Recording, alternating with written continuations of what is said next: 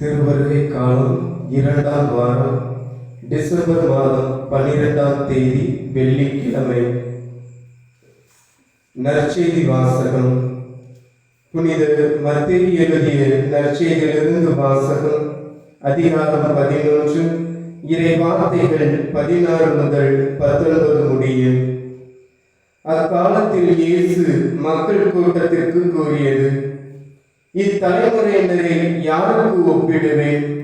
இவர்கள் சந்தை வெளியில் உட்கார்ந்து மறு அணியினரை கூப்பிட்டு, நாங்கள் குழல் ஊதினோம், நீங்கள் கூத்தாடவில்லை, நாங்கள் ஒப்பாரி வைத்தோம், நீங்கள் மாரடித்து புலம்பவில்லை என்று கூறி விளையாடும் சிறு பிள்ளைகளுக்கு ஒப்பானவர்கள். எப்படியெனில் யோவான் வந்தபோது அவர் உண்ணவும் இல்லை, குடிக்கவும் இல்லை, இவர்களோ அவர் பேய் பிடித்தவர் என்கிறார்கள். மானிட மகன் வந்துள்ளார், அவர் உண்கிறார், குடிக்கிறார், இவர்களோ இம்மனிதன் பெரு தீனிக்காரன், குடிகாரன், வரி தண்டுபவர்களுக்கும் பாவிகளுக்கும் நண்பன் என்கிறார்கள்.